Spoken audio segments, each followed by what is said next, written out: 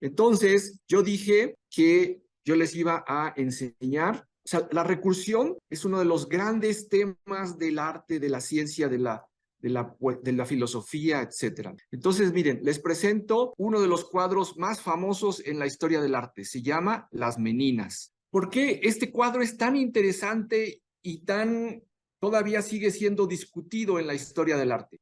Bueno, podríamos pasarnos mucho tiempo discutiéndolo, pero yo lo que les pido es que me ayuden a descubrir en dónde está la recursividad. ¿Dónde está la recursividad en un cuadro como ese? ¿Dónde está la autorreferencialidad?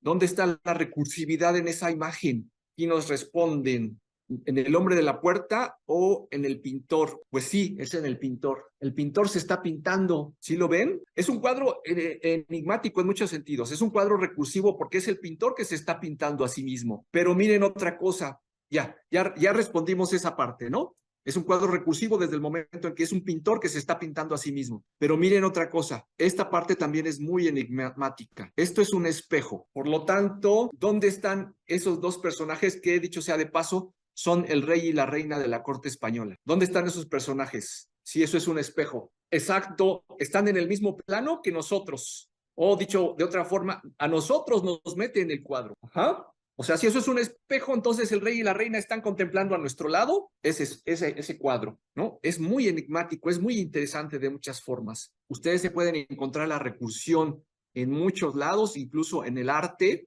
y a mí nunca ha dejado de apasionarme esta idea, ¿no? De cómo hay conceptos que atraviesan por diferentes campos de conocimiento y les dan unidad. Y este es uno de ellos y es uno de los más bonitos. Regresamos a nuestra clase de programación, de algoritmos y estructura de datos. Y como adelanté, antes de seguir, les invito a que se echen un clavado. El día de hoy tenemos muchas referencias. Se echen un clavado a la Wikipedia y revisen Las Meninas y van a ver que es un cuadro interesantísimo. Todavía se siguen escribiendo elucubraciones hay muchos detalles que siguen sin comprenderse de Las Meninas. ¿Qué quiso decir el autor? O sea, y Las Meninas es un cuadro que tiene más de 2 siglos y siguen descubriéndose o planteándose nuevas teorías y nuevas hipótesis acerca de lo que quiso decir Velázquez en esta u otra parte. Ya vimos en la ocasión anterior vimos un algoritmo para ordenar, ya lo dije en la introducción, que se llama Merge Sort. Y ahora vamos a ver un algoritmo para hacer una búsqueda. No es un algoritmo que nos resulte ajeno, en realidad ya lo estudiamos, y no es otro sino la búsqueda binaria. ¿Recuerdan ustedes que en la búsqueda binaria tenemos un TDA lista, o tenemos en todo caso una estructura de datos lineal sobre la que suponemos, aquí hay una hipótesis de trabajo sin la cual no funcionan las cosas, y es que esa estructura ya tiene sus datos, sus llaves, como les llamamos, ya tiene sus llaves ordenadas de acuerdo a una relación de orden. Cuando digo relación de orden me refiero a un menor que o un mayor que si está en orden descendente, o a una relación lexicográfica. Cuando digo lexicográfica me refiero al orden del diccionario. Y entonces, asumiendo que yo tengo una lista ordenada, yo voy a buscar una llave, y yo estoy asumiendo que es un entero, una llave K dentro de una lista T. Otra cosa que distingue a la lista es que podemos designar cada uno de sus contenidos por una posición, ¿verdad? Entre las posiciones inferior y superior. No recuerdo si, ahora que lo pienso, sí lo vimos. Sí vimos el código de la búsqueda binaria, el código iterativo. Este es el código recursivo, y si ustedes lo contrastan con lo que tienen de apuntes, si ustedes lo contrastan con la versión iterativa, pues es mucho más cortita, ¿no? Eso es otra cosa de la recursividad que es muy elegante en el sentido de que es muy sobria. O sea, unas cuantas líneas te sirven para explicar todo. A veces la explicación, una vez que te echas un clavado, te resulta un poco rebuscada. ¿Cómo puede ser rebuscado algo dicho en tan pocas líneas, no? Pero bueno, así es la recursividad. Entonces, vamos a echarnos un clavado al código, al pseudocódigo, y mientras tanto, pues ustedes pues vayan tomando sus apuntes, ¿sale? Y dice así, primero que nada, declaramos una variable auxiliar a la que se llama pivot. También teníamos un pivote en la versión iterativa, ¿lo recuerdan? Y bueno, entonces ahora dice, si el límite inferior es mayor que el superior, significa que yo ya... ¿Se acuerdan que en la versión iterativa lo que hacíamos era, tengo estos límites y luego defino una variable que se llama pivote y a partir de pivote digo, lo que estoy buscando se da en esta mitad o se da en esta mitad. Y entonces a partir de eso me concentro en, supongamos que está en la mitad superior, me concentro en esta mitad y luego vuelvo a redefinir el pivote moviendo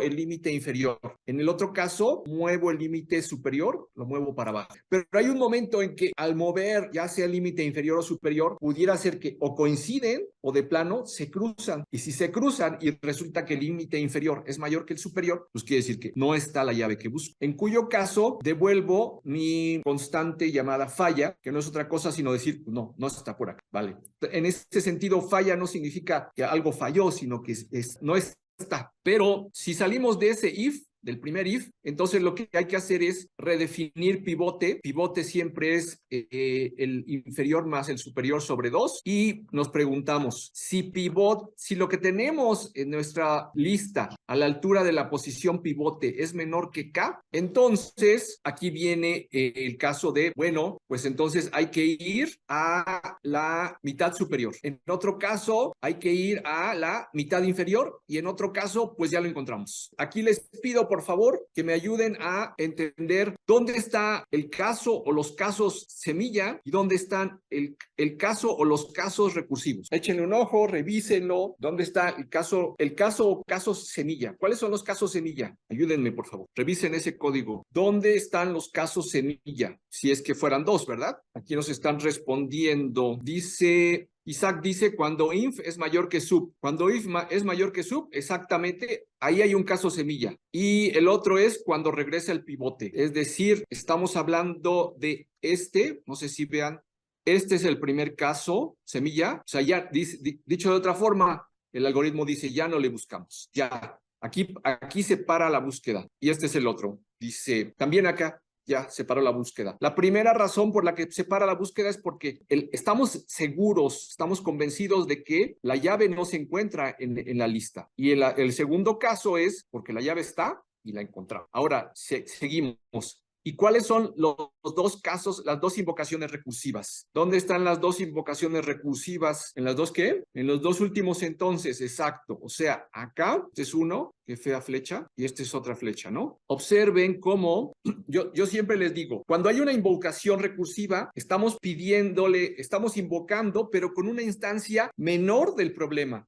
En este caso, a veces, por ejemplo, en el caso de factorial, el problema es apenas una unidad más pequeña. El factorial de 6 es 6 por el factorial de 5. Entonces, volvemos a invocar el factorial, pero en lugar de pedir el factorial de 6, pedimos el factorial de 5. Aquí tengo dos mensajes que dice cuando se invoca, exacto, en la autoinvocación. La autoinvocación, porque recuerden ustedes que la función se llama búsqueda. Regresamos lo que nos devuelva búsqueda. Aquí está la autoinvocación. Pero en este caso, ¿qué tan más pequeña es la instancia del problema que estamos pasando? ¿Sí? ¿Entendieron mi pregunta? O sea, en una autoinvocación, siempre les he dicho, en una autoinvocación estamos llamando al mismo procedimiento o función, pero con una instancia más pequeña del problema. Es decir, por ejemplo, imagínense que la lista original era de tamaño 16. Cuando entramos por primera vez, la lista es de tamaño 16, es decir que este es la posición 0 y esta es la posición 15, ¿vale? Ahí está. Y ahora, en las invocaciones, en las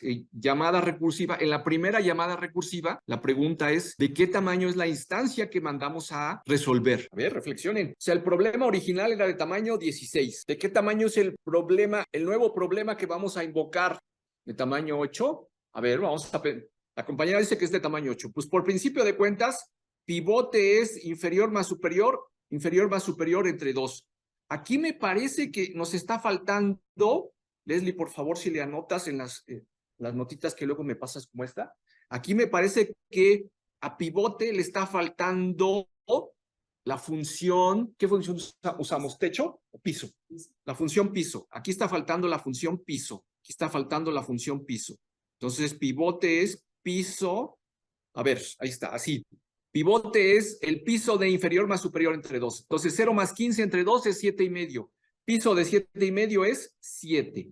Esto me da un 7. Ok. Y entonces, supongamos que lo que estamos buscando está en la parte superior. Supongamos que lo que estamos buscando está en la mitad superior. Entonces, la búsqueda ahora se va a realizar desde la posición pivote más 1, o sea, 8 hasta 15. Pero, por el contrario, supongamos ahora que lo que estamos buscando, que nos damos cuenta que lo que estamos buscando está en la parte inferior. Entonces vamos a buscar desde la posición 0 a la posición 7. Ahora les pregunto yo, ¿de qué tamaño es el problema original? El problema original es de 16 posiciones. ¿Y cuánto? Ahora, en la primera autoinvocación, supongamos que nos fuimos por esta primera autoinvocación. ¿De qué tamaño es el problema? O dicho de otra forma, ¿cuántas posiciones hay de 8 a 15? 8, 9, 10, 11, 12, 13, 14, 15, 8. Entonces, de volverse un problema de tamaño 16 o de haber sido un problema de tamaño 16, ustedes disculparán, se convierte en un problema de tamaño 8. En este caso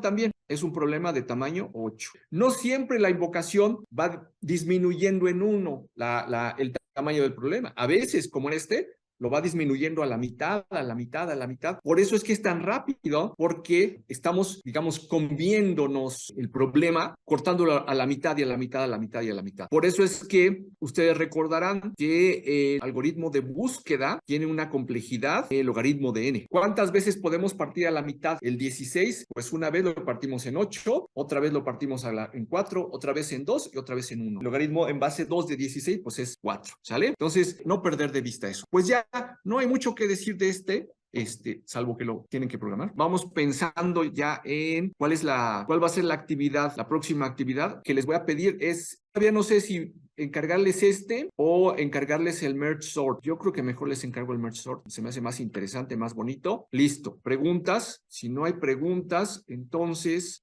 ya para cerrar este tema de la recursividad, en realidad yo les decía que no sé por qué, pero dividimos en dos la unidad. En la primera parte hablábamos de recursividad, como sus definiciones, y nada más alcanzamos a ver Fibonacci, no Hanoi. Y en esta segunda parte ya vimos el algoritmo de ordenamiento por fusión, el algoritmo de búsqueda binaria recursiva, pero desde el principio yo les decía que hay una cierta equivalencia en el sentido de que lo que se hace de manera iterativa se puede volver recursivo. Y el primer ejemplo que les puse fue muy sencillo. La verdad es que no tenemos que echar mano de una pila, que fue convertir el factorial de recursivo a iterativo. Pero no quisiera cerrar el tema sin regresar a este punto, sin regresar a la idea de que un procedimiento recursivo, echando mano de un TDA pila, puede convertirse en iterativo. Y para empezar, lo que vamos a ver en esta última sección es otro procedimiento recursivo que por ahí les presentamos, por ahí lo metimos subrepticiamente sin que ustedes se dieran cuenta la primera, que fue el de visita en lista ligada. ¿Se acuerdan que tenemos una visita recursiva en lista ligada? O sea, visita se autoinvoca varias veces. Taca, taca, taca, taca, taca, taca. Bueno, entonces esa es la idea. Lo primero que hacemos es regresamos a la definición de nodo. Esa ya la sabemos, nos la encontramos en la sopa y ahí está. Se tiene este procedimiento recursivo de visita. También lo conocemos muy bien. Me gustaría decir también que, a ver, en este caso, en este ejemplo tan sencillo, tan bonito, ¿cuál es el caso semilla? ¿Cuándo qué, perdón? Cuando actual siguiente es igual a null. Entonces, ¿qué hacemos? Nada, ¿sale? O sea, también el caso semilla no necesariamente me devuelve algo, sino simplemente me dice, ya, no hagas nada. Esa es otra posibilidad del caso semilla. El caso semilla me puede devolver una solución o simplemente me dice, ya, párale, hasta aquí llegaste. En cambio, en este caso, en la invocación recursiva, pues lo que hacemos es otra vez devolver una instancia más pequeña, invocar con una instancia más pequeña. ¿Por qué es más pequeña? Porque al inicio nos pasan toda la lista, un apuntador a toda la lista. Y ahora, en la siguiente invocación nos devuelven un apuntador a un pedacito, a una lista recortada, porque ya visitamos el primer nodo.